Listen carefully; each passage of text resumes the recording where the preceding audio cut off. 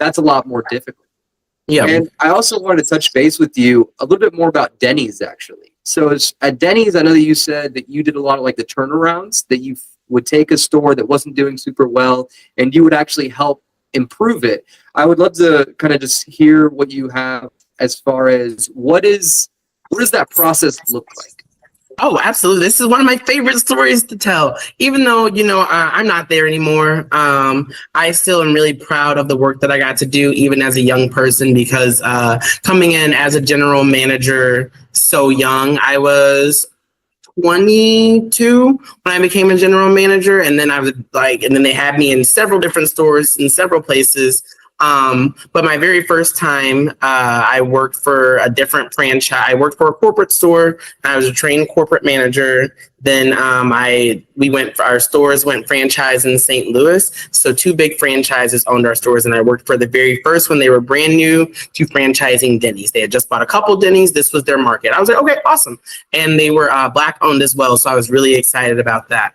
But in that group, I truly fell on my face, because like I said, you'll always fall to your systems and processes with what you have set in place. And with them being so new, even though them having a developed concept, the things that they had on the other end for themselves, they didn't really align with me. It didn't really work with me. So I did make the choice to exit and go to a different franchise who had a little bit stronger systems in place. And so I had a little bit more support. And when I went there, they offered me 2 of the worst stores in the company. One of them was number 103 out of 129, and the other one was 129 out of 129.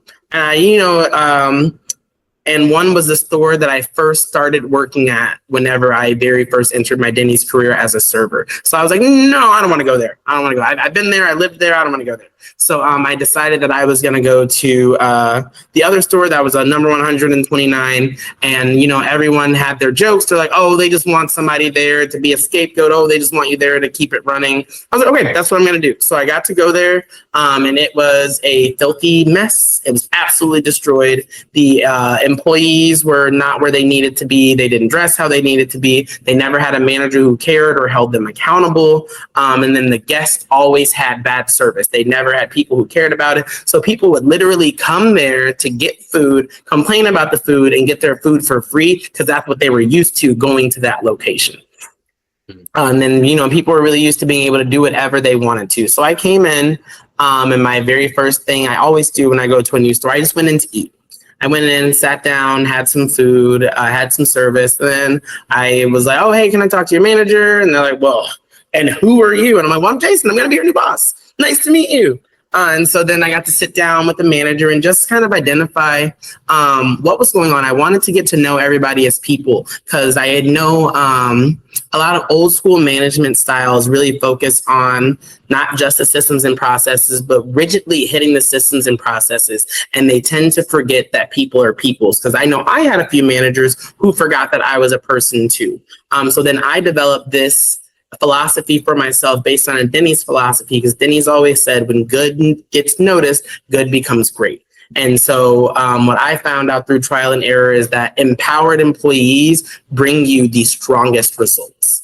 So I focused always on empowering my employees. I got to know my employees as people, even though I'm like, okay, guys, I know where we are. It is not in the best situation, but I'm going to work with you guys. And not only am I going to work with you guys, I'm going to work hard with you guys. So when I always started off in about 10 to 18 hour shifts at my very first time when I'm turning a store around, just so I can get to meet everybody on every shift, see how they work, get a feel for everything, and just show everybody like, hey, I came from where you guys are. I'm here to work too. And that really helped to get the trust of my team. And then I'm like, okay, guys, now you all know I want this to get better for us. And like, this is what happens when we get better. If once we get better and we start bringing more money into the location, then I can hand out raises. That's how that affects you all. Then on top of that, you as the servers, you'll get to make more tips, and it'll just be a better quality place to work at. Do you all want to work at a good place? And so I got them to buy into it. And I always came with my little binder of my turnaround plan, which started with cleanliness and customer service. So I made sure to always introduce myself, do a little public relations. I was out on the streets handing out bags of pancake puppies, handing out flyers, inviting people to the restaurant and letting them know, even people who had bad experiences and would let me know, oh, I always have such a horrible time here. And I'm like, I'm so sorry to hear that. My name is Jason Kennedy. I'm the new general manager here. You'll see me around a lot. So please give me about 3 weeks to inflict some change and make some stuff happen.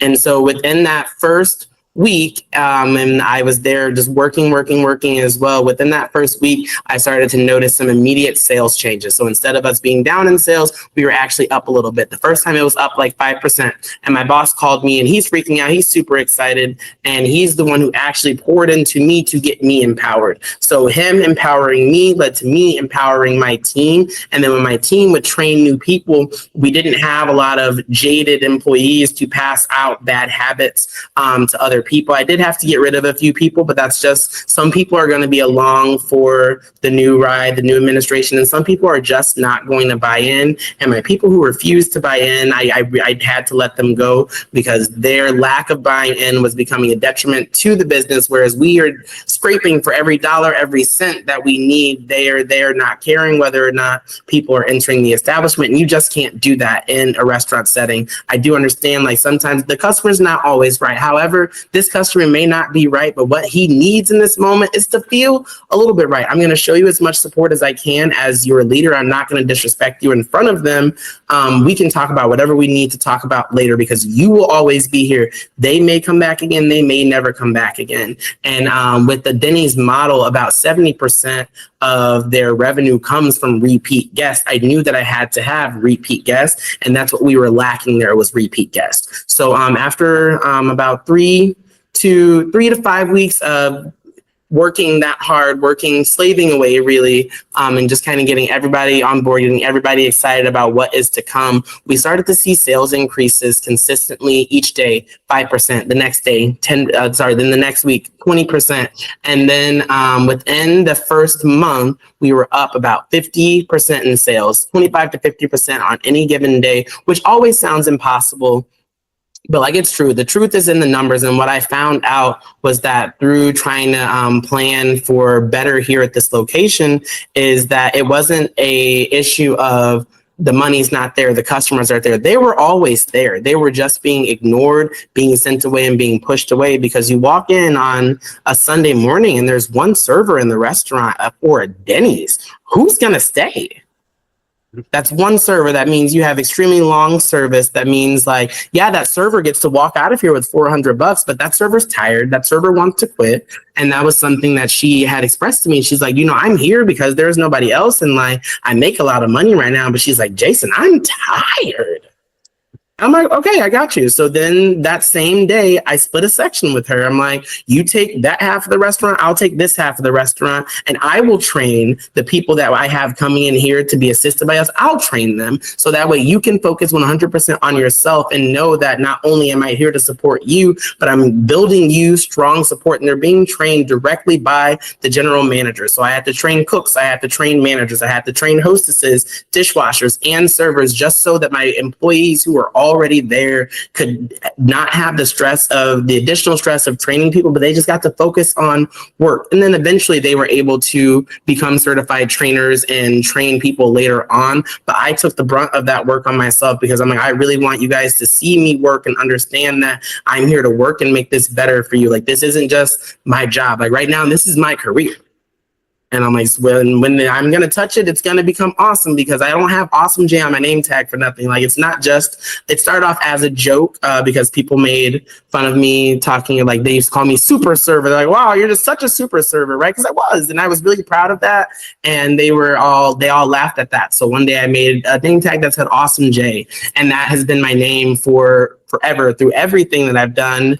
Even still, at the time, the president of the president of WKS at the time would still call me Awesome J, or where he was like, oh yeah, you just need to add a little J sauce to that, because they couldn't believe what they were seeing in the computers, because the numbers don't lie. So when you have a unit that is budgeted to go $120,000 into the negative, but after I'm there for a month, that budget is then flipped, and and like with the trend that I had, it shows that we're going to break even for that year when it was already budgeted to go in the hole because of the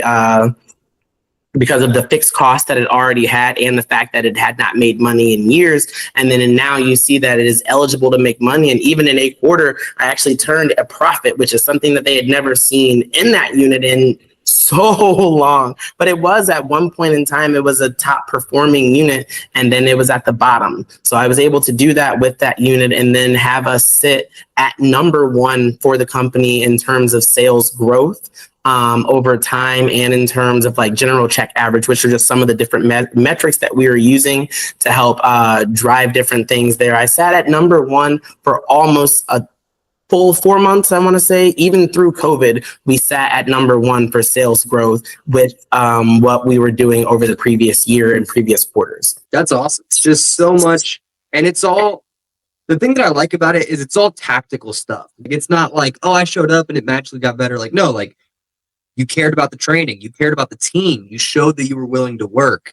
You know, like, you put in the time, the effort, you put in the structure. Like, all of that is needed. That's actually one of the big things that we talk about here. And one of the things that we do with Omni HR, which is our company, is we offer that support for restaurants. And it's something that, it's like that. It's a switch, like 1 week, 1 month. If you truly have people that actually care, you hold them accountable, you teach them the right way to do it, and you make sure they do it that way every time. Like, that's what it takes to win. And it's really, really hard, especially in the beginning, because like you said, it's 10, 12-hour days because you have to do everything. And one of the things that we do with Omni HR is we try to take away a little bit from the owners or from the general managers, because we will do the recruiting. We can offer some of the training. We can help you write your SOPs. So it's really, really unique that all the stuff that you're talking about, it's really creating a culture in your organization. It's developing something that is very actionable. It's not like, oh, I wish this would happen. No, like, I'm going to do X, Y, and Z, and then I know that this is going to be the outcome from the work that I put in. But it's so hard to see that, especially in the beginning. You know, like you said, they're shocked by the numbers, but realistically, anyone can do it. It's just, are you going to do it? Or are you going to sit and complain about how hard this is and then not actually put in the effort to make those changes? It's really, really great. So if there was one thing that you would tell a restaurant owner, entrepreneur that, you know, might be struggling right now or trying to start their own restaurant, what would be kind of your advice for them? You are not just getting through today. You need to set yourself up to get through tomorrow and the day after that, and then next week, and then next month. So when you think about something where you have an employee who maybe does something wrong or something that you don't like, and one of the first things that people want to do, especially when you have low level employees, I don't even want to say that, I hate the way that sounds, especially when you have like restaurant level employees, the first thing that they want to do as leaders is jump to getting rid of them. But when you think about what you can do and what you can change within one person, by instead of taking that moment to get rid of them and turning it into a coaching moment and investing in them and seeing how that person can help you get through your next steps, you will be a lot better for it. I know, because I have employees who followed me from unit to unit to unit, from company to company to company, because they liked the way I treated them. So they said, I don't care about the job, I just like to work for you. So when you have a team, there's nothing better than being able to build a team. So I guess to make it a little bit more succinct, build your team today, do the hard work, say the thing, do the training, do the coaching, and tomorrow is so much easier for it.